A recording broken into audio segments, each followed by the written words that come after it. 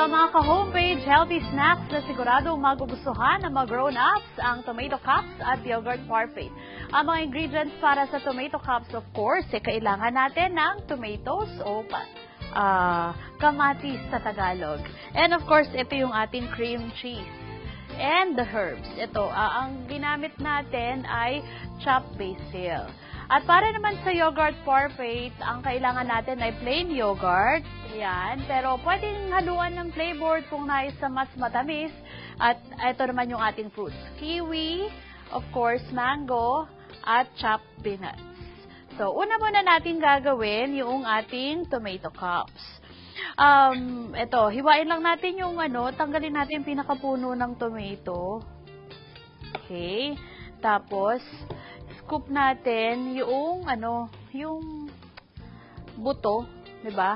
Pero mas maganda kasi dito, yung kamatis na gagamitin natin, medyo hindi pa siya hinog na hinog.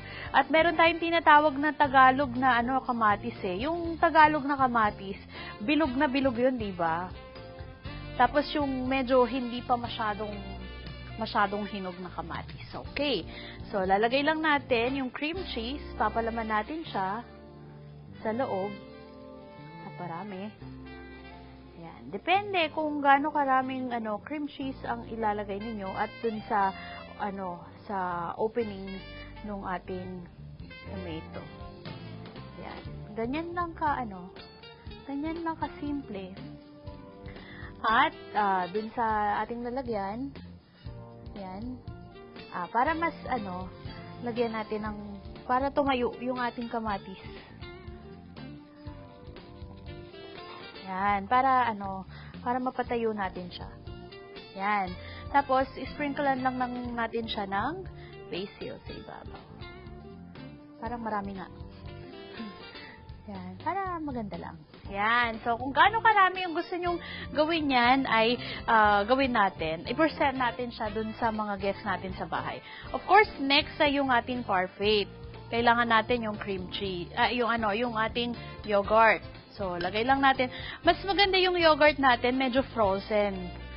Kanina frozen siya dahil sa na-open na natin siya, medyo nag-melt na ng konti. Alam niyo, maganda yung yogurt sa katawan. Yung iba, ayaw nila nung taste ng yogurt Pero, napaka-importante na tinudulot niyang okay. And of course, lalagyan natin siya ng kiwi. Unahin natin yung kiwi. Yan. Spread lang natin siya sa ibabaw. Okay. Depende sa inyo kung gaano karaming fruits yung ilalagay. Pero, syempre, dapat siya. And of course, the mango. Yan.